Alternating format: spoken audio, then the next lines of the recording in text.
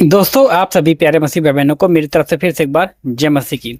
दोस्तों, मैं आप लोग बीच में एक फिर से बहुत ही अद्भुत और बहुत ही प्यारी गवाही लेकर आया हूँ। यह गवाही दोस्तों सच में बहुत हैरान कर देगी आप लोगों को, क्योंकि यह गवाही में ना आज सच में प्रभु यीशु मसीह ने बहुत बड़ा काम किया है।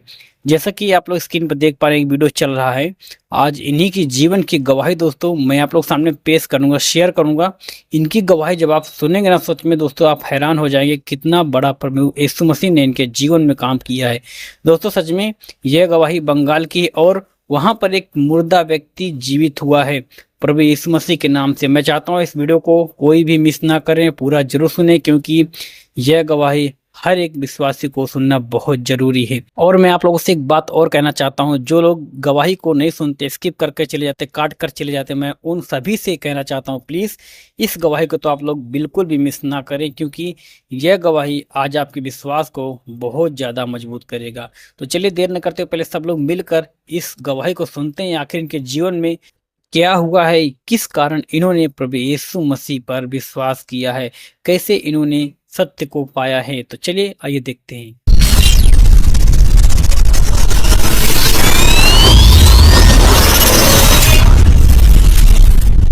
मैं ब्राह्मण परिवार से आती हूँ, बंगाली ब्राह्मण, और बहुत ज़्यादा पूजा पाठ, मतलब बंगाली लोगों, आप पता नहीं अगर आप कभी गए होंगे वेस्ट बंगाल तो आपको पता चलेगा बंगाली लोग कितना ज़्यादा कट्टर होते हैं, बंगाली लोग कितना ज़्यादा पूजा पाठ करते हैं, बहुत ज़्यादा they are much more involve in witchcraft, जादू टोनाओं में बहुत ज़्यादा इन्वॉल्वमेंट इनका रहता है। सो ऐसे माहौल से परमेश्वर ने मुझे चुना और आज इस जगह पे खड़ा किया। मैं प्रभु को धन्यवाद देती हूँ। मैं दो दुनियाओं को बहुत अच्छे से देखी हूँ। मेरा पहला वाला जीवन कैसा था, पहले में जब हम पूजा पाठ करते थे, बहुत कुछ करते थे, तो कैसा था, और आज के समय कैसा है। मैं प्रभु को धन्यवाद देती हूँ कि परमेश्वर ने मुझे इसका डिफरेंस बहुत अच्छे तरीके से दिखाया। एक चीज़ तो मैं जानती हूँ, मैं भले ही पैदा होने के बाद से मैं यीशु मसीह का नाम तो नहीं जानती थी, यीशु मसीह कौन है ये भी पता नहीं था, परंतु मैं ये जानती हूँ कि उसने मुझे, जब मैं मेरे माता के गर्भ में थी उसके पहले से वो मुझे जानता था, और इसी के चलते उसने आज मुझे इधर खड़ा किया है। मैं प्रभु को धन्यवाद देती हूँ। योग्यता नहीं है, परंतु परमेश्वर महान है, परमेश्वर मूर्खों को चुन लेता है ना। सो मैं प्रभु को धन्यवाद देती हूँ कि परमेश्वर ने इधर खड़ा किया। मेरी गवाही यूँ है कि जब मैं छोटी थी तब मुझे लगभग 7-8 साल की उम्र में मुझे कैंसर हो गया था, 3rd स्टेज कैंसर था। और ये था कि सबसे पहला तो इसी से चालू हुआ कि मेरे माता पिता को पहला लड़का चाहिए था। बंगालियों में बहुत ज़्यादा, स्पेशली ब्राह्मणों में ये सब चीज़ें बहुत होता है, पहला लड़का चाहिए था, परंतु मैं पहलौठी होने के चलते मुझे मेरे ही लोगों ने रिजेक्ट कर दिया। मेरे पिताजी प्रभु में आने के बाद, यानी कि 2010 के बाद से मेरे से बात करना चालू किए, उसके पहले तक मेरे से बात करते भी नहीं थे। सो परमेश्वर ने उधर एक, मतलब मेरा पहले का जीवन ये था कि बहुत ज़्यादा रिजेक्टेड था। दूसरी ये बात कि 20 अक्टूबर को मेरा जन्मदिन आता है, और हर साल मेरे पैदा होने के लगातार 4 साल तक, पहले साल में 20 अक्टूबर आया, मेरे परिवार में किसी एक रिश्तेदार का मौत हुआ, दूसरे साल में फिर से मेरे जन्मदिन के दिन पे दूसरे एक रिश्तेदार का मौत हुआ, तीसरे साल में फिर से और एक रिश्तेदार का मौत हुआ मेरे जन्मदिन पे, चौथे साल में फिर से और एक बार हुआ। हिंदू प्रथा के अनुसार ये होता है कि जब हमारे जन्मदिन पे किसी का मौत हो जाता है तो वो व्यक्ति श्रापित माना जाता है। हम में से कोई है इधर अन्य जाति से आया हुआ कोई है? राइट। सो आप लोगों को पता होगा कि यदि कोई जन्मदिन के दिन पे किसी का मौत हो जाता है तो वो व्यक्ति श्रापित माना जाता है। सो मुझे लोग श्रापित मानते थे, कोई मुझे छूता नहीं था, यूँ कहो कि अछूत के समान मेरे साथ व्यवहार रहता था, कुछ छूता नहीं था, हर जगह से रिजेक्टेड थी, हर जगह से नकारी गई हुई थी। मेरे लिए कई सारा पूजन पाठ हवन वगैरह कराया, तो बताया वो कुंडली वुंडली निकाल के कि इसके ऊपर बहुत कुछ है, ये है वो है, तो इस बच्ची को मार डालो, एक ही ऑप्शन है, इसको मार डालो, नहीं तो हर साल आपके घर में कुछ ना कुछ अशुभ होगा। ऐसे में हमारे पेरेंट्स ने हमको मारने की भी कोशिश की है, रिश्तेदारों ने, परंतु खैर प्रभु ने बचाया हर बार। जब मैं 7-8 साल की थी तब मुझे कैंसर हो गया था, 3rd स्टेज। मेरे गले में 2 बड़े गांठ थे, और परमेश्वर की दया है खैर जब मेरे को डॉक्टर के पास ले जाया गया, मेरा टेस्ट वगैरह कराया, सब कुछ किए, तो डॉक्टर ने बोला यदि हम इसको केमोथेरेपी दे देंगे तो ये बच्ची बहुत छोटी है, ये तुरंत मर जाएगी, केमोथेरेपी को झेल नहीं पाएगी। तो अगले 1 महीने में ऐसे में भी इसका प्राण रहेगा, ये जीवित रहेगी अगले 1 महीने तक। तो आप 1 महीने तक इस बच्चे को संभालो, देख लो, 1 महीने बाद ये खुद ब खुद अपने आप मर जाएगी। डॉक्टरों का ये कहना था। और मुझे अच्छी तरीके से याद है, धीरे धीरे मेरा खाना खाना बंद हो गया था, क्योंकि गले का ये दोनों गांठ बहुत बड़े हो गए थे, ट्यूमर्स बहुत बड़े हो गए थे, खाना अंदर नहीं जाता था, पानी अंदर नहीं जाता था, बहुत दिक्कत होती थी, बहुत दर्द रहता था। मेरे को याद है रात भर मैं सो भी नहीं पाती थी, इतना दर्द रहता था। 1 महीने बाद तक के मेरे को समझ में आ गया, जब 1 महीना पूरा चला गया तो मेरे को धीरे धीरे, उतनी छोटी थी परंतु बिल्कुल मेरे को समझ में आ रहा था कि बस अब मेरा समय आ गया है, कभी भी मैं मर सकती हूँ। परंतु एक रात मेरे को अचानक से नींद आ गई, कैसे पता नहीं, मेरे को एक रात नींद आ गई। और जब मैं सुबह उठी नींद से, सबसे फर्स्ट मेरे को महसूस हुआ कि मेरे को दर्द नहीं हो रहा है। सो मैंने मेरा हाथ ली और बढ़ाई गले की तरफ, and I was shocked seeing कि मेरे गले के दोनों गांठ गायब थे। मैं प्रभु को नहीं जानती थी, परंतु परमेश्वर मुझे जानता था। मेरे को डॉक्टर के पास झट ले जाया गया और डॉक्टर ने फिर चेक किया और बोले, ओ माय गॉड, शरीर में से कैंसर गायब है। कैसे हो सकता है? हमने तो ऑपरेशन नहीं किया, हमने तो कुछ नहीं किया, कैसे इस शरीर में से कैंसर गायब हो सकता है? हमें भी नहीं पता था कैंसर कैसे गायब हो सकता है, क्योंकि उस समय हम जानते नहीं थे प्रभु यीशु मसीह कौन है। फिर धीरे धीरे समय चलता गया। मेरे मम्मी पापा के बीच में कुछ मिसअंडरस्टैंडिंग की वजह से झगड़ा होने लगा, और वो धीरे धीरे इतना बढ़ गया कि जब मैं 9-10 साल की उम्र से थी तब से उनका झगड़ा चालू हुआ। और वो बढ़ते ये होने लगा कि हर दिन मेरे पिताजी आते थे, गुस्से के मारे अपना गुस्सा निकालने के लिए मुझे मारते थे। मम्मी का भी वही था कि अपना गुस्सा निकालने के लिए, दोनों का बस एक ही कहना था कि तू श्रापित है, इसलिए तेरे चलते हमारे बीच में झगड़ा हो रहा है। और मैं वही सोचते कि हाँ भाई, मैं श्रापित हूँ, उसकी वजह से आपके बीच में झगड़ा हो रहा है। तो 9-10 साल की उम्र तक के आते मैं पूरे डिप्रेशन में चली गई थी, मैं निराशा में चली गई थी। और मैंने 10 साल की उम्र में फर्स्ट टाइम मैंने चाकू ली और मैंने मन ही मन में सोचा कि मैं श्रापित हूँ, मेरे वजह से झगड़ा होता है तो मैं अपने आप को मार डालूंगी, मेरा ज़िंदा रहने का कोई फ़ायदा नहीं है, क्योंकि मेरे वजह से ही झगड़ा हो रहा है। तो मैंने चाकू ली और मेरा हाथ काट दी, पर खून नहीं निकला। मैं सोची कैसे नहीं हो रहा है। मैंने दूसरे टाइम फिर चाकू ली और उस जगह पे ज़ोर से घसी, इधर ही हाथ में ज़ोर से घसी। घाव गहरा तो हो गया था पर खून नहीं निकल रहा था। तीसरे टाइम पे और ज़ोर से घसी, लगभग इतना अंदर तक के चला गया था। मेरे को मेरे पूरे नस वगैरह दिख रहे थे उसमें, परंतु खून आके इधर जम गया था, वो बाहर नहीं आ रहा था। मैं सोच रही थी कैसे हो सकता है, ऐसा लग रहा था मानो कि किसी ने खून को उधर रोक दिया, वो बाहर नहीं आ रहा था। मैं सोची इससे काम नहीं हो रहा है। मैं गई और मैं उसके बाद थोड़े दिन बाद मैं चूहे मारने वाली दवाई खा गई। फिर भी रैट किल पॉइजन खाने से मुझे कुछ नहीं हुआ, कुछ असर नहीं पड़ा। उसके थोड़े दिन बाद फिर मैंने कीटनाशक दवाई या पेस्टिसाइड में पी गई, फिर भी उससे मुझे कुछ नहीं हुआ। मैं सोचते रह गई ये हो क्या रहा है मेरे साथ। फिर मैं गाड़ियों के सामने जाने लग गई, गाड़ियाँ भी मुझे पता नहीं कैसे ना कैसे बचा के निकल जाती थी। फिर फाइनली 13 साल की उम्र में मैंने मेरा लास्ट सुसाइड अटेम्प्ट की।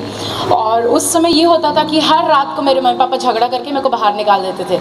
रात को 1 बजे, 2 बजे, 3 बजे, कभी भी मेरे को बाहर निकाल देते थे झगड़ा करके। और हमारा घर 3 मंजिले का बना हुआ है। तो मैंने बोला इससे नहीं मरी, उससे नहीं मरी, हर चीज़ ट्राई कर ली, नहीं मर रही हो। अब फाइनली मेरा घर 3 मंजिले का है, तीसरे मंजिले पे जाऊंगी आज और सीधा छलांग मारूंगी, अब तो कोई बचा नहीं सकता। उसके बाद रात को 1-1:30 बजे करीबन फिर से झगड़ा के बाद मेरे को से बाहर निकाल दिए। मैंने बोला right, this is the right time, अब मैं लगाऊंगी छलांग, अब तो कोई मेरे को बचा नहीं सकता, मेरे को मरना है मतलब मरना है। मेरे अंदर एक भूत सवार हो गया था कि मेरे को मरना है करके। फाइनली मैं छत पे गई और मैं उस बालकनी पे चढ़ी, उस दीवार पे मैं चढ़ी, मैं रो रही थी और मैं बोली कि बस ये आखिरी है, मैं इस दुनिया को आखिरी बार देख रही हूँ, इन पेड़ पौधों को आखिरी बार देख रही हूँ। एंड उतना ही सोच से साथ मैंने तीसरे मंजिले से मैंने छलांग मारी नीचे।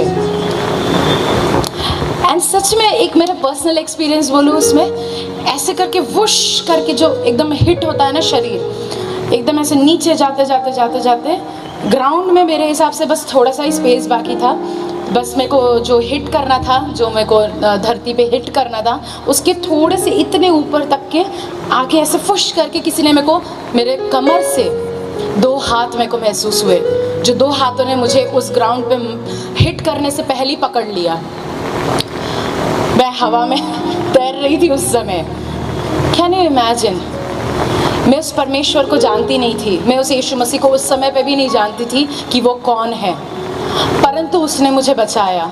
2 हाथ ने मुझे कमर से पकड़ लिया और उस धरती को हिट करने से पहले मुझे बचा लिया और मुझे सुरक्षित नीचे पहुंचा दिया वो दोनों हाथों ने। मैं बहुत ज़्यादा डर गई, क्योंकि मेरे हिसाब से वो कोई भूत प्रेत था, क्योंकि तब तक के मुझे कोई यीशु मसीह कौन है मेरे को पता नहीं था। मैं उस समय बहुत ज़्यादा डर गई, 2-3 दिन तक बुखार में थी, डर के मारे घर से निकली नहीं थी कि ये क्या चीज़ था जो मुझे पकड़ लिया, क्योंकि हाथ तो मुझे महसूस हुए कि 2 हाथों ने तो मुझे कमर से पकड़ा था, मुझे पता नहीं था वो कौन था। खैर, उसके बाद बहुत समय और चला गया। 2009 फिर से 19 अक्टूबर, हर साल मेरे घर में 15 अक्टूबर से लेके 25 अक्टूबर तक के, यानी कि मेरे बर्थडे के 5 दिन पहले से बर्थडे के बाद 5 दिन बाद तक के, हर साल घर में कुछ ना कुछ अशुभ घटता था, कुछ ना कुछ बुरा होता था। ठीक 19 अक्टूबर 2009 को मेरे माता पिता का डिवोर्स होना था, और डिवोर्स में ये तय किया गया था कि हम 2 बहनें हैं, मैं बड़ी वाली हूँ, मैं पापा के साथ जाने वाली थी, छोटी वाली मम्मी के साथ जाने वाली थी। और 19 अक्टूबर को हम भुसावल में रहते, मैं महाराष्ट्र से हूँ, हम भुसावल में रहते हैं, और भुसावल से उनको जाना था जलगांव में उनको कोर्ट में जाना था और अपने डाइवोर्स पेपर पे दोनों को साइन करना था। सब प्रोसेस हो गया था, सब कुछ हो गया था, बस एक ही बाकी था कि उन दोनों को जाके साइन करना है। उन लोग सुबह जब उन लोग निकले भी, उन लोग तब हमने नया स्कूटी खरीदा था, तो उन लोग दोनों स्कूटी पे बैठे, दोनों एक साथ गए। पहली बार पापा ने, जितने समय उन्होंने गाड़ी चलाया, पहली बार उन्होंने अपने लाइफ में उस दिन हेलमेट पहना था। और उन लोग गए, उन लोग जलगांव के कोर्ट में गए। कोर्ट में जाने के बाद दोनों ने अपने अपने डाइवोर्स पेपर पे साइन किए, तलाक के पेपर पे साइन किए। और जब उन लोग वापस रिटर्न आ रहे थे, आते आते एक बड़ी सी गाड़ी रोड क्रॉस करके आके मेरे माता पिता को सामने से उड़ा के चली गई। और जाने से पहले मेरे मम्मी पापा ने भी एक चीज़ कह के गया था, क्योंकि तू श्रापित है, इसलिए तेरे वजह से आज हमें डाइवोर्स देना पड़ रहा है, आज हमें एक दूसरे को तलाक देना पड़ रहा है, ये बोल के वो गए थे। परंतु आते आते मेरे को फिर न्यूज़ आया, मेरे को पता चला कि मेरे माता पिता का एक्सीडेंट हो गया है। और मेरी मम्मी कम से कम 20 फीट दूर जाके गिरी, वो झटके के मारे। और जब वो गिरी तो उनके, अगर इधर कोई मेडिकल वाले हो तो उनको पता होगा, सिर के उनके ऐसे पॉइंट पे लगा था, डॉक्टर मेरे को बता रहा था कि जो पॉइंट पे उनको लगा है, या तो ऑन स्पॉट उनका डेथ होना चाहिए था, तुरंत उन्हें मर जाना चाहिए था, नहीं है तो उनको कोमा में चले जाना चाहिए था, नहीं है तो पैरालिसिस हो जाना चाहिए था। परंतु प्रभु का धन्यवाद हो कि कुछ हुआ नहीं। डॉक्टर भी हैरान रह गए कि कुछ हुआ नहीं, सिर्फ मम्मी का जो दाहिने हाथ था वो पूरा चूरा चूरा हो गया, पूरा हड्डी बिल्कुल चूरा चूरा हो गया था। और सबसे ज़्यादा चोट मेरे पिताजी को लगा था। जब सामने से गाड़ी आके मारी तो पूरे पसली की हड्डी पूरे के पूरे टूट गए, जितने हैं अंदर पूरे टूट गए। और उसमें से 3 हड्डी लीवर के पास चला गया और लीवर को 3 तरफ से फाड़ दिया। फिर क्योंकि सामने से उनको चोट लगा था, तो जितना अतड़ी पोटा, पेट वेट सब कुछ है, स्टमक, इंटेस्टाइन्स, वो सब पीठ में चला गया और सामने पूरा चपटा हो गया। किडनी तुरंत काम करना बंद कर दी थी, क्योंकि किडनी डैमेज हो गया था।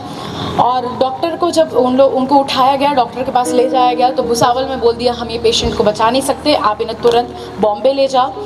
बॉम्बे में भी जब उनको ले जाया गया भाईकला में, उधर के रेलवे हॉस्पिटल में, तब पता चला कि महाराष्ट्र के बेस्ट 21 डॉक्टर्स की टीम बनी है। और वो 21 डॉक्टर्स में से जो लीड कर रहा था वो डॉक्टर मेरे पास आया और मेरे को एक ही बात बोला कि इस पेशेंट को हम बचा नहीं सकते, हम बस इनका जितना इधर उधर जो पेट वेट इधर उधर चला गया है, जो सब लीवर वगैरह ख़राब हो गया, उसको हम ठीक करने की कोशिश करेंगे, बस। उसके अलावा 1% आप आशा मत रखिए कि ये बच सकते, ये बिल्कुल नहीं बचेंगे। ऐसे करके अक्टूबर में मेरे पिताजी का एक्सीडेंट हुआ और 4.5 महीने मेरे पापा आईसीयू में एडमिटेड थे। 4.5 महीने बीत गया था। उसके बीच में धीरे धीरे किडनीज टोटली काम करना बंद कर दिया था। लंग्स में पानी जम गया था, सेप्टिसेमिया हो गया था, पैंक्रिया खराब हो गया, पैंक्रियाटाइटिस हो गया था, ब्रेन छोड़ के बाकी जितना पूरा बॉडी था सब कुछ डैमेज हो चुका था।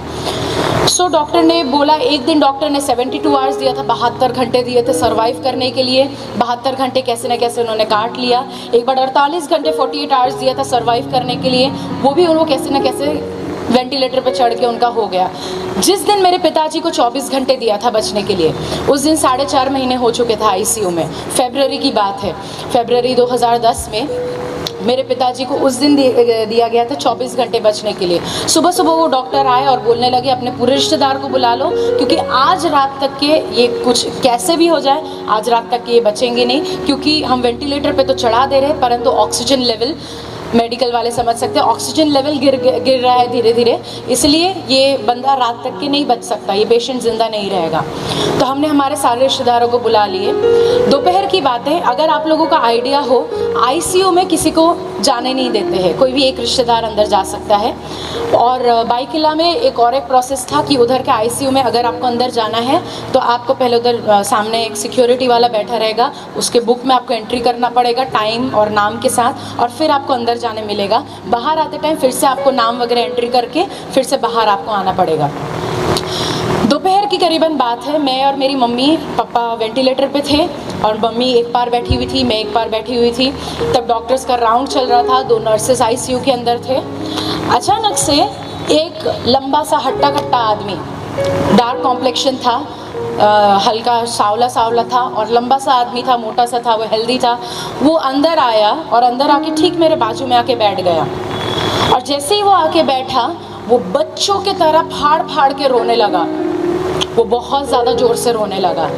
अब पहली बात, वो रो रहा था तो होना ये चाहिए कि आईसीयू में एक तो किसी को आवाज़ नहीं करने देते हैं। अगर आप लोग को आइडिया हो, आईसीयू में सबको कहते हैं कि शांत रहना है, परंतु वो जिस तरीके से चिल्ला चिल्ला के रो रहा था, ठीक उसके सामने डॉक्टर राउंड पे था, 2 डॉक्टर राउंड पे थे उस समय, 2 नर्सेस काम कर रही थी अपना। मेरे पापा के ठीक बाजू वाले बेड पे और एक पेशेंट, इस तरफ पे और एक पेशेंट।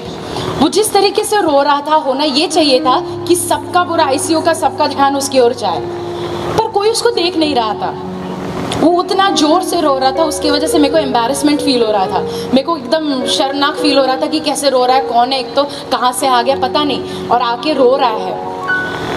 कोई नहीं देख रहा था, कोई डॉक्टर उसकी ओर नहीं देखा, कोई पेशेंट उसकी ओर नहीं देखा, कोई नर्स उसकी ओर नहीं देखा, कोई किसी का ध्यान नहीं है, परंतु वो जोर जोर से रो रहा था, फाड़ फाड़ के बिल्कुल गला। और मेरे पापा के ऊपर उसने हाथ रखा, शांत हुआ और मेरे पापा की ओर उसने हाथ रखा और उसने सिर्फ 2 लाइन कहा। उसने बोला, यीशु मसीह, आज रात को जो मौत ये भाई पे आने वाली है, ये मौत ये भाई पे ना आए परंतु मेरे ऊपर आ जाए। और आमीन बोला और उठ के चला गया बाहर। उसके जाते साथ मैं बाहर भागी और मैंने देखते साथ वो गायब हो गया। मेरे को दिखा नहीं वो कौन था, कहाँ से आया था, आज तक नहीं पता चला हमें। मैं बाहर गई और मैंने वो एंट्री नाम पे मैंने देखी कि जो टाइम पे वो अंदर आया था, मैंने उस पर देखी तो उस पर कोई अंदर आया भी नहीं, और जैसे वो बाहर गया तो कोई नाम भी उसमें एंट्री किया हुआ नहीं था।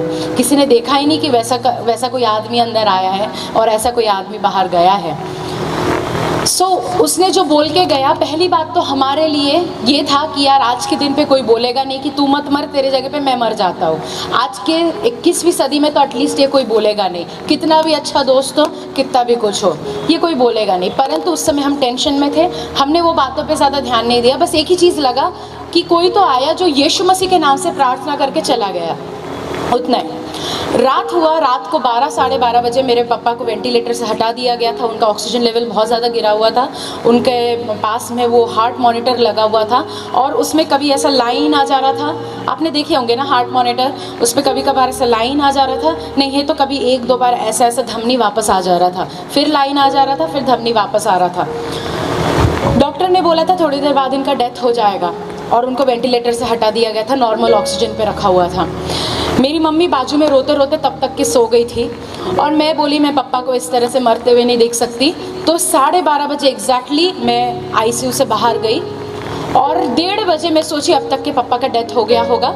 मैं अंदर आके एक बार चेक करने आई, तो मैं जैसे ही अंदर आई सबसे फर्स्ट मेरा नज़र गया कि उधर नर्स नहीं थी। फिर मैं इधर मुड़ी तो मैं मेरे पापा को देखी कि वो उठ के बैठे हुए थे और मेरी मम्मी को जगा रहे थे। तो मेरे लिए शॉकिंग था, जो व्यक्ति 4.5 महीने पड़े रहा बिस्तर पे, जो most of the time unconscious रहता था, उनके गले में गड्ढा किया हुआ था क्योंकि उनको खाना वगैरह गड्ढे से खिलाया जाता था, और वो व्यक्ति उठ के बैठा हुआ है और मेरी मम्मी को जगा रहा है। तो मैं भागते भागते गई मेरे पापा के पास। मेरे पापा ने अपने गले का ये गड्ढा पकड़ा और बात करने लगे और बोलने लगे, डरे हुए थे, और वो बोलने लगे क्या मैं ज़िंदा हूँ, मैं आईसीयू में ही हूँ क्या, मेरा ऑक्सीजन चालू हुआ क्या, सब कुछ ठीक तो है ना। तो मेरी मम्मी बोलने लगी, मम्मी भी देख के शॉक, मम्मी उठ के बोली कि हाँ आप बिल्कुल ठीक हो, क्या हो गया आपको बताओ। तब मेरे पापा ने एक ऐसी घटना बोली जो हमें भी सोचने के लिए बहुत हैरान कर दिया। पापा ने कहा कि उनको ऐसा लगा जैसे कि उनका सांस बंद हो गया पूरी तरीके से, और उनका शरीर का जो दर्द था, जितना सब दर्द था, वो बाहर निकल गया। पापा ने आँख खोल के देखा तो वो आईसीयू में नहीं थे, परंतु एक बहुत अंधेरी जगह में आ गए थे। बहुत अंधेरा था, हर हल्का हल्का बैंगनी लाइट, पर्पल कलर का लाइट उनको हर जगह दिख रहा था। फिर धीरे धीरे उनको ना गर्मी लगने लगा। वो गरम इतना ज़्यादा बढ़ते गया। फाइनली वो चिल्ला के उठे एकदम ज़ोर से, और उनको लगा कि कोई उनको गरम तेल के अंदर डाल के उनको फ्राई कर रहा हो, इतना ज़्यादा गरम। उनको समझ में नहीं आ रहा था क्या हो रहा था, तो वो चिल्लाने लगे, बचाओ बचाओ, पानी पानी करके वो चिल्लाने लगे। धीरे धीरे उनको कुछ कुछ दिखने लगा और लोगों का आवाज़ आने लगा। अब ये लोगों में वो बता रहे थे, आदमी, औरत, जवान लड़के, लड़कियां, बच्चे, बूढ़ा बूढ़ी, सब लोग थे, और हर एक प्रकार के भाषा के लोग थे। उधर अमेरिकन्स थे, जर्मनीज थे, चाइनीज़ थे, इंडियंस थे, हर प्रकार के उनको उधर पीपल, ट्राइब्स दिखे, उनको ग्रुप दिखे कि इन लोग अपनी अपनी भाषा में बचाओ बचाओ चिल्ला रहे। फिर उन्होंने और धीरे से देखा, उनको और अच्छे से दिखने लगा कि अजीबो प्रकार की प्राणियाँ घूम रहे हैं, और वो प्राणी ऐसे थे कि आधा सांप, आधा बैल, आधा गोट, आधा मेमना, आधा कुछ तो था। बहुत अजीब प्रकार के प्राणी लोग घूम रहे थे। और जो ये इंसान लोग थे, ये एक सांप, वो बताया कि एक ऐसा सांप था जिसके ऊपर ऐसे बड़े बड़े कांटे थे पीठ के ऊपर। वो एक लेडी के अंदर घुसा नीचे से, और फाड़ते फाड़ते पूरा शरीर को फाड़ते जब मुँह से बाहर निकला। पर पापा ने ये देखा कि वो फाड़ के ज़रूर निकला, ये लेडी बहुत चिल्लाई, बहुत तड़पी, लेकिन फिर उसका शरीर वापस वैसा बन गया, वापस ठीक हो गया। फिर से और एक बार ऐसा निकला है। ऐसे करके कई अजीब प्रकार के प्राणी थे जो हाथ काट रहे, पैर काट रहे, जीभ को काट के निकाल दे रहे बाहर, जो ऐसे बड़े बड़े क्या बोलते हैं, कीड़े थे जो पूरे शरीर को खा रहा था, परंतु फिर भी नया मांस आ जा रहा था। हाथ काट दे रहे थे, फिर भी नया हाथ आ जा रहा था। अनएंडिंग टॉर्चर जो कभी ख़त्म नहीं हो सकता है, कि ऐसा टॉर्चर मेरे पिताजी को दिख रहा था, और वो समझ नहीं पा रहे थे ये क्या है, क्योंकि हमारे इसमें हमको कोई पता ही नहीं कि नर्क करके कोई चीज़ होता है करके। उनको पता ही नहीं कि वो पहुंच किधर गए थे, और ऐसा कैसा चीज़ सामने था, ऐसे कैसे अजीबो प्रकार के प्राणियाँ थे जो आके इतना टॉर्चर कर रहा था। मेरे पिताजी की ओर ऐसे दो प्राणी आए, और वो दो प्राणी आकर ज़ोर ज़ोर से हंसने लगे, और मेरे पिताजी को बोलने लगे हंसते हंसते, तुझे क्या लगता है, तू जो दुनिया में पाप करके आया है, क्या हमें किसी को कुछ पता नहीं है? हमारे पास तेरा फुल रिकॉर्ड है, हमें यहाँ सबको सब कुछ पता है। और फिर उसने ऐसा स्क्रोल निकाला। आपको स्क्रोल पता होगा, पहले समय में राजाओं के सामने ऐसा खोल के पढ़ा जाता था, उसको स्क्रोल बोलते। स्क्रोल निकाला और मेरे पिताजी को पलटाया और दिखाया, देख जब तू 5 साल की उम्र का था, पूरा उसमें डेट के साथ, उसके उम्र के साथ उनका किया कराया सब लिखा हुआ था। देख जब तू 5 साल का था, तब तूने ये टाइम पे, ये दिन पे, ये महीने में, ये साल में तूने अपनी माता पिता से झूठ बोला था। फिर धीरे धीरे आके ये साल में तूने घूस दिया, ये साल में तूने अपनी पत्नी को गाली दिया, ये साल में तूने अपनी पत्नी को मारा, तूने ये किया, तूने वो किया। हर एक चीज़ वो स्क्रोल में समय के साथ, उम्र के साथ सब कुछ लिखा हुआ था। और बोले कि तुझे क्या लगता है तू बच जाएगा, अब भुगत, बोल के मेरे पिताजी को भी टॉर्चर करने लगे। और अचानक से मेरे पापा बोलने लगे कि मेरे को पता नहीं क्या हुआ, और वो घुटने के बल गिर गए। यदि आपको पता हो, बाकियों का तो नहीं पता, परंतु हम ब्राह्मण, हम लोग मूर्तियों के सामने भी कभी भी घुटने के बल आके पूजा नहीं करते, क्योंकि उसको पाप माना जाता है। तो मेरे पिताजी बोले पता नहीं क्यों मैं घुटने के बल गिर गया, और मेरे मुंह से निकला यीशु मसीह। ये नाम क्यों निकला पता नहीं, परंतु निकला यीशु मसीह मुझे बचा लीजिए।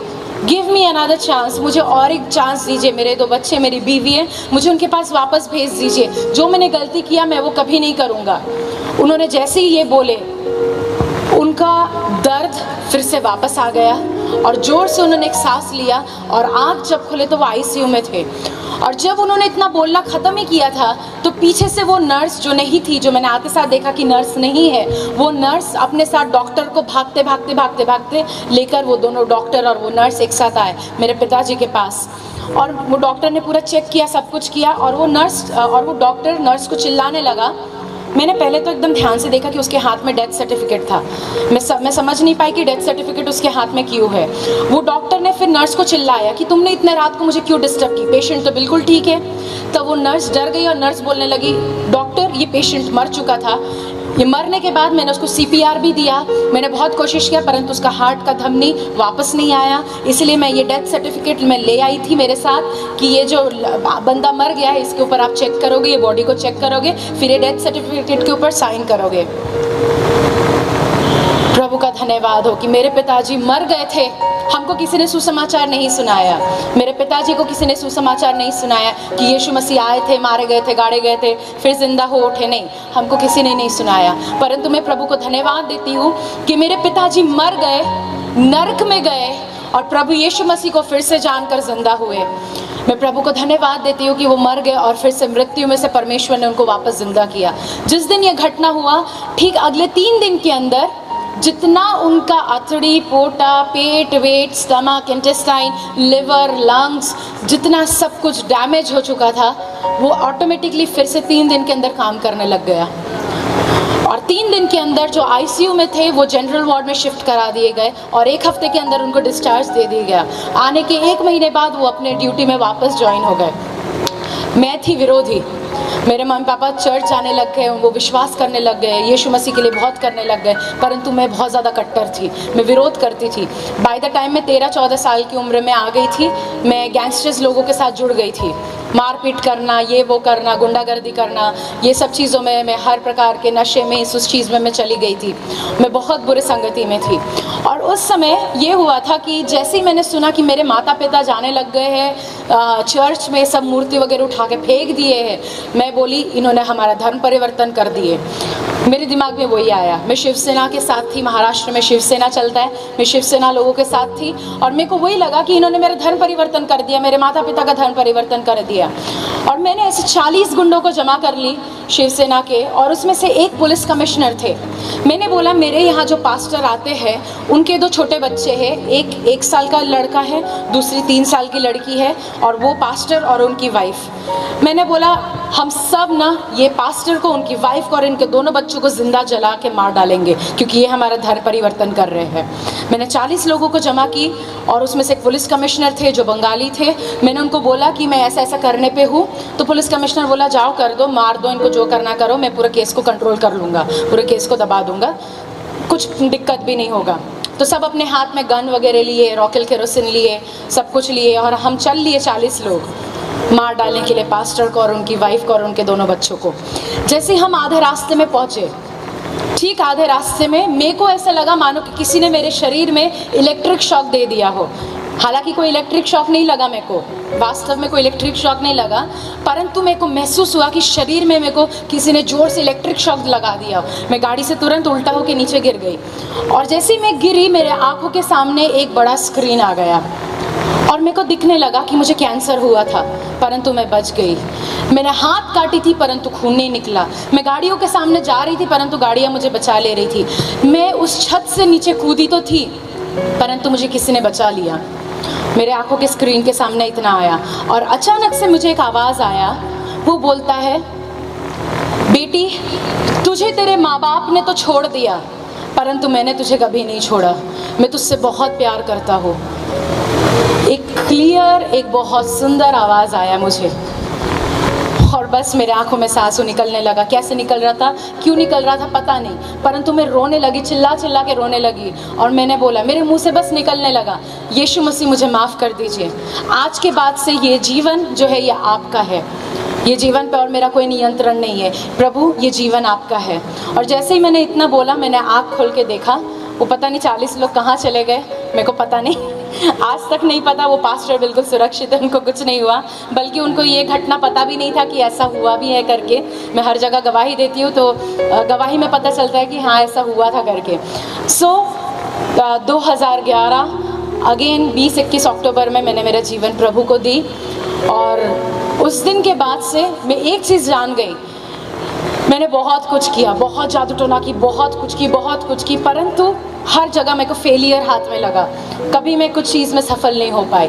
किसी ने मुझे पहली बार बोला कि मैं तुझसे प्यार करता हूँ। जिस समय मेरे माता पिता मेरे को छोड़ देते थे, मेरे को घर से बाहर निकाल देते थे, तो आसपास के पड़ोसी वाले मेरे पे थूक के जाते थे और बोलते थे तू श्रापित है, तेरे वजह से ये परिवार नष्ट हो गया। परंतु परमेश्वर ने मुझे वहाँ से खड़ा किया। परमेश्वर ने मुझे एक बहुत अच्छे परिवार में जोड़ा जिसका मैं तो योग्यता रखती नहीं थी, और मैं प्रभु को धन्यवाद देती हूँ कि परमेश्वर ने मुझे एक बहुत अच्छे परिवार के साथ जोड़ा। आज मेरा पूरा जीवन सेवा में जाता है, हर जगह जाते हम सेवा करते हैं। कई चिन्ह चमत्कार, चंगाई चमत्कार, चिन्ह चमत्कार होता है। हमने बताया पिछले अक्टूबर में 2018 अक्टूबर में हमारे कलीसिया के एक भाई मर गए थे। परमेश्वर के अनुग्रह के द्वारा, परमेश्वर के महिमा के द्वारा हमने प्रार्थना किया और वो मुर्दा फिर से जी उठा। और मैं परमेश्वर को धन्यवाद देती हूँ कि प्रभु ऐसी जगह पे इस्तेमाल करता है। प्रभु आज पूरे भारतवर्ष में ले जाता है। परमेश्वर ने बहुत अच्छे पति दिए हमें, जो हमें हर जगह इनकरेज करते, हर जगह मुझे फ्रंट में कर देते हैं, मुझसे बहुत प्यार करते हैं। जो परिवार ने मुझे प्यार नहीं दिया, मेरे पति जी ने मुझे वो प्यार दिया। जो प्यार के लिए तरसती थी, परमेश्वर ने एक ऐसे व्यक्ति को खड़ा किया जो आज मुझे प्यार करता है, बहुत ज़्यादा मुझे इनकरेज करता है, मुझे खड़ा करता है हर जगह। मैं प्रभु को धन्यवाद देती हूँ। और मेरे मम्मी पापा जब प्रभु में आए, उसके ठीक 1 साल बाद मेरी मम्मी के अंदर ये आ गया कि मैं तो बच गई, मुझे सारे लोगों को बचाना है। मेरे मम्मी गाँव में जाती है और आज खड़े हो गए।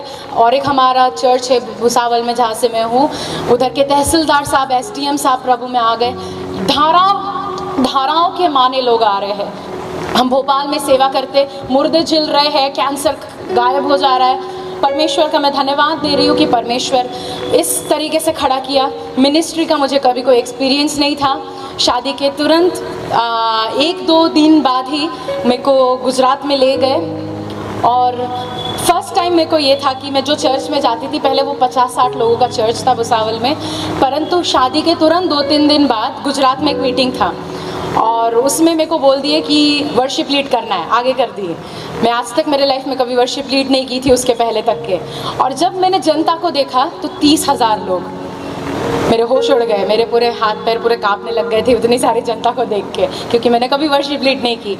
जो मैंने गाई वो भी पूरा बेसुरा गाई।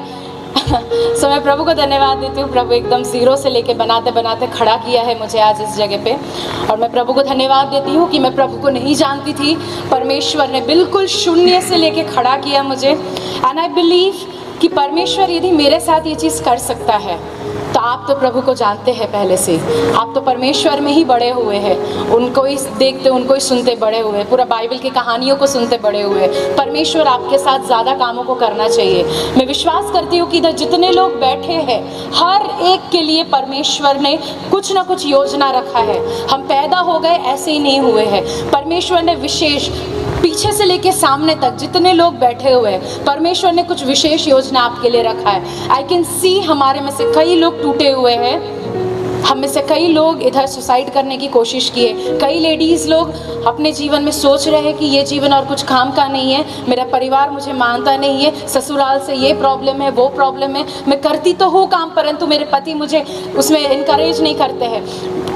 कई मैं प्रॉब्लम्स देख पा रही हूँ। कई हमारे बीच में जवान हैं जो टूटे हुए हैं, धोखा खाए हुए हैं, मम्मी पापा से जमता नहीं है, दोस्तों से जमता नहीं है, दोस्तों में जाओ, बॉयफ्रेंड गर्लफ्रेंड धोखा दिए हुए। परमेश्वर आप लोगों के लिए स्पेशल योजना रखा है।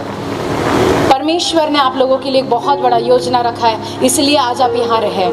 परमेश्वर आपके टूटेपन को लेकर आपको फिर से मिट्टी में से उठाकर एक योग्य पात्र बनाना चाहता है। परमेश्वर आपके आंसुओं को व्यर्थ नहीं जाने देना चाहता है। याद रखिए, प्रभु मुझसे कह रहा है, जब आप रो रहे हैं अकेले में, जब रात भर आपको लगता है कि कोई मेरे फीलिंग्स को समझ नहीं सकता है, जब आप रात में बिना सोए अकेले, भाई कोई भी ब्रदर हो या कोई भी सिस्टर हो, परमेश्वर उन लोगों के लिए कह रहा है। आप लोग जब रात में अकेले में आंसू बहाते, मत सोचिए कि आप अकेले हैं। परमेश्वर आपके, यीशु मसीह ठीक आपके बाजू में बैठ के वो भी रो रहा है। वो आपके रोने को ऐसे नहीं जाया नहीं जाने देगा। आपके आंसुओं को परमेश्वर ने कुप्पियों में जमा करके रखा है और उसका प्रतिफल ठीक समय पे परमेश्वर देगा। हालेलुया।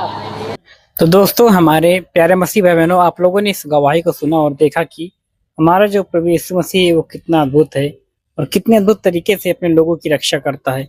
सच में दोस्तों, यह गवाही बहुत आशीषित है, बहुत ही इस गवाही से मेरा विश्वास प्रभु यीशु मसीह पर मजबूत हुआ है और मैं आशा करता हूँ कि आप भी जब इस गवाही को सुने होंगे तो आपका भी विश्वास प्रभु यीशु मसीह पर मजबूत जरूर हुआ होगा, क्योंकि यह गवाही कोई छोटी नहीं बल्कि परमेश्वर के राज्य को बढ़ाने के लिए बहुत बड़ी गवाही है दोस्तों। और मैं चाहता हूँ कि यह गवाही भारत के कोने कोने तक पहुंचे, भारत के हर राज्य तक ये गवाही जरूर पहुंचे, क्योंकि इस गवाही से ना बहुतों का विश्वास प्रभु यीशु मसीह पर मजबूत होगा और जो कोई प्रभु यीशु मसीह को नहीं जानता है वो भी इस गवाही को सुनने के बाद प्रभु यीशु मसीह को अपना उद्धारकर्ता जरूर ग्रहण करेंगे। तो मैं आप लोगों से रिक्वेस्ट करता हूं, प्लीज आप लोग इस गवाही को शेयर जरूर करें अपने व्हाट्सएप में, मसीह ग्रुप में, जहां कहीं प्रभु के लोग हैं वहां तक इस गवाही को पहुंचाएं और जो कोई परमेश्वर को नहीं जानता उन तक भी ये गवाही को जरूर शेयर करें। और हाँ दोस्तों, मैं आप लोग से एक बात और कहना चाहता हूँ, अगर इस चैनल पर आप लोग पहली बार आए हैं तो इस चैनल को अभी तक सब्सक्राइब नहीं किए हैं तो कर लीजिए, ताकि जब भी कोई मसीह से जुड़ी हुई वीडियो, जब भी कोई अद्भुत गवाही इस चैनल पर अपलोड की जाए सबसे पहले आप लोगों तक पहुंचे और आप लोग देखकर प्रभु यीशु मसीह में और ज्यादा आगे बढ़ सके, आपका विश्वास मजबूत हो सके। इसलिए इस चैनल को भी आप लोग सब्सक्राइब जरूर करिएगा। और हाँ दोस्तों, क्या और भी आप लोग परमेश्वर के अद्भुत काम को देखना चाहते हैं, परमेश्वर के अद्भुत गवाही को सुनना चाहते हैं, तो आप लोग प्लीज इस चैनल पर जाइए दोस्तों। इस चैनल पे बहुत बड़ी बड़ी गवाहियां दोस्तों जो प्रभु यीशु मसीह ने लोगों के जीवन में काम किए हैं, लोगों की बीमारियों को ठीक किए, यहाँ तक कि मुर्दे भी यीशु मसीह के नाम से जीवित हुए हैं। आप लोग जाकर उन गवाहियों को एक बार जरूर सुने, क्योंकि वो गवाही जो इस चैनल पर पड़ी है वो सभी गवाहियां आपके विश्वास को बहुत ज्यादा मजबूत जरूर करेगी। दोस्तों, एक बार जाकर आप लोग जरूर सुनिएगा। और हाँ दोस्तों, इस गवाही के माध्यम से उन लोगों को कहना चाहता हूँ जो लोग प्रभु यीशु मसीह का विरोध करते हैं, जो लोग यीशु मसीह को अपना उद्धारकर्ता नहीं मानते हैं, उनसे घृणा करते हैं, मैं आप लोगों से कहना चाहता हूँ, सच में प्रभु यीशु मसीह ही जीवित परमेश्वर है। वही है जो इंसानों का जो पाप क्षमा कर सकता है, जो मनुष्य जाति का परमेश्वर है। और इस धरती पर और स्वर्ग में और दूसरा नाम नहीं है जिसके कारण मनुष्य का पाप जो क्षमा हुए, जो मनुष्य उद्धार पा सके। वही एक सच्चा मार्ग है जो हमें स्वर्ग तक लेके जा सकता है। दोस्तों, सच में एक बार आप लोग उस पर विश्वास करके देखिए, उससे प्रार्थना करके देखिए, उसके वचन को पढ़ के देखिए। सच में आपकी जिंदगी को पूरी तरह से बदलने का ताकत रखता है, पूरी तरह से आपकी जिंदगी को बदल कर रख देगा। दोस्तों, सच में एक बार जाकर आप लोग प्रभु यीशु मसीह के वचन को जरूर पढ़ें। चलिए दोस्तों, फिर मिलता हूं मैं आप लोग से अगली वीडियो में ऐसी अद्भुत गवाही के साथ, अद्भुत टेस्ट मनी के साथ। तब तक बने रहिए इस चैनल पे। सबको जय मसीह की। परमेश्वर आप सभी को आशीष दे। आमीन। यीशु मसीह देता खुशी, करे महिमा।